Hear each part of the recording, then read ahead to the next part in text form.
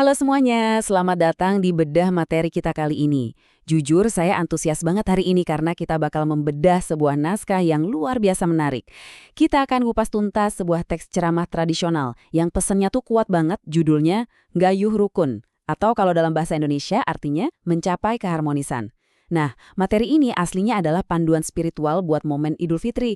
Tapi jangan salah, pesan di dalamnya tentang gimana caranya nyari persatuan dan kekompakan di masyarakat itu, wah relevan banget buat kehidupan kita sehari-hari. Jauh melampaui momen perayaannya itu sendiri. Yuk langsung aja kita mulai. Oke, coba kita selami ini bareng-bareng. Pernah kepikiran gak sih? Idul Fitri kan dikenal sebagai hari kemenangan, hari di mana orang-orang pada ngumpul.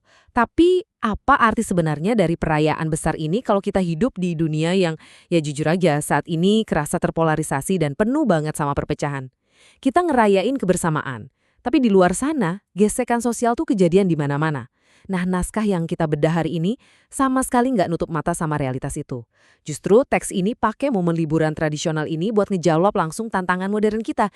Gimana sih caranya biar kita bisa balik bersatu lagi? Menurut teks ini, langkah paling mendasar buat ngebangun persatuan itu ternyata bukanlah taktik politik atau strategi sosial yang ribet, melainkan sesuatu yang sangat personal, yaitu takwa.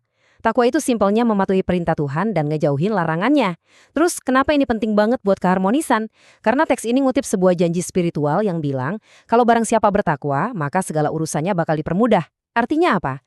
Dengan membumikan diri kita secara spiritual duluan, tantangan kehidupan sosial yang sekompleks apapun itu bakal jadi jauh lebih gampang buat kita hadepin.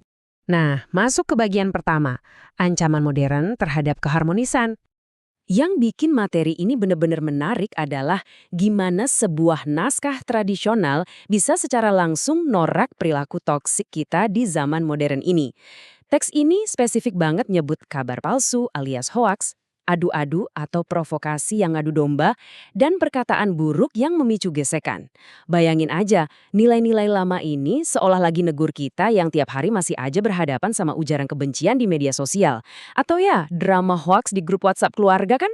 Relatable banget. Teks ini ngingetin kalau hal-hal inilah yang sebenarnya jadi akar perselisihan dan perpecahan kita sekarang. Lanjut ke bagian kedua, kekuatan persatuan. Buat negasin seberapa pentingnya silaturahmi dan persatuan, teks ini ngutip sebuah ayat suci yang super kuat. Dan berpegang teguhlah kamu semuanya pada tali Allah dan janganlah kamu bercerai-berai. Teman-teman, ini bukan sekedar saran basa-basi yang enak didengar loh. Di sini, ayat ini diposisikan sebagai sebuah perintah mutlak. Ini adalah fondasi utama yang mewajibin kita buat terus mempertahankan kebersamaan apapun yang terjadi. Tapi coba kita perjelas sedikit ayat tadi. Apa sih sebenarnya maksud tali Allah itu? Teks kita ini ngutip tafsir dari seorang ulama awal yang sangat dihormati, sahabat Ibnu Mas'ud. Beliau ngejelasin kalau tali Allah itu maknanya adalah jamaah atau perkumpulan masyarakat. Wah, ini luar biasa banget sih. Ini berarti berpegang teguh pada keimanan itu secara harfiah, artinya berpegang teguh pada komunitas di sekitar kita. Jadi kita nggak bisa tuh ngeklaim punya iman yang kuat kalau di saat yang sama kita malah misahin diri atau bahkan ngancurin komunitas kita sendiri. Masuk akal kan? Dan konsep ini dengan sangat brilian ngegambarin kontras yang tajam banget antara persatuan dan perpecahan. Teks ini bawa satu kutipan hadis yang dengan tegas bilang, perkumpulan yang kompak adalah rahmat dan perpisahan adalah azab. Coba deh kita resapi kata-kata itu bentar. Jaga komunitas biar tetap solid, itu bawa berkah dan kasih sayang. Sebaliknya, perpecahan, saling musuhan, putus silaturahmi, itu digambarin sebagai azab atau hukuman yang menyiksa. Rasa sakit dari komunitas yang hancur itu benar-benar nyata. Sekarang kita masuk ke bagian ketiga, mencari titik temu.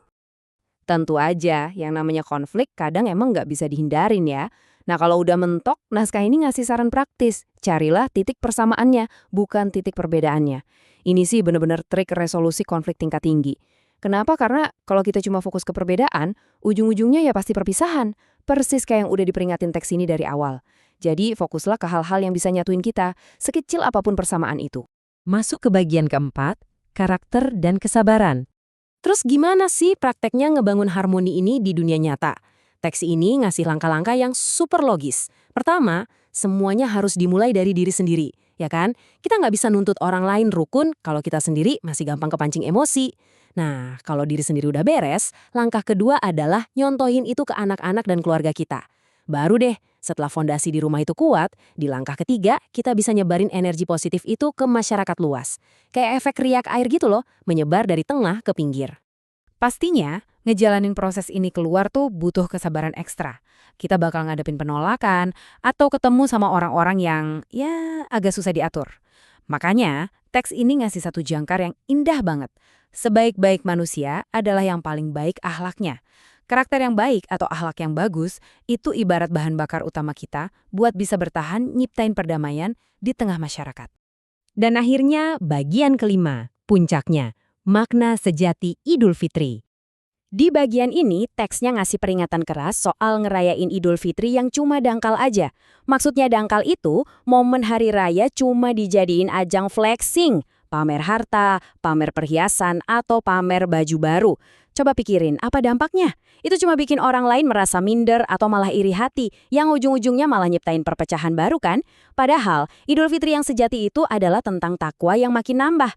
Ini tuh momentum buat nyuci diri dari kotoran hati dan secara proaktif nyari maaf buat ngebangun ulang ikatan persaudaraan yang mungkin sempat renggang. Dan buat bener-bener ngerasain Idul Fitri yang sejati itu, naskah ini ngasih call to action yang spesifik banget. Kita disuruh manfaatin momen ini buat dateng dan minta maaf secara tulus ke 3 kelompok penting ini. Pertama, ke orang tua dan para sesepuh kita. Kedua, ke sanak saudara kita. Dan yang ketiga, ke tetangga-tetangga di sekitar kita. Kenapa mereka? Karena mereka lah lingkaran terdekat yang secara langsung ngebentuk keharmonisan hidup kita sehari-hari.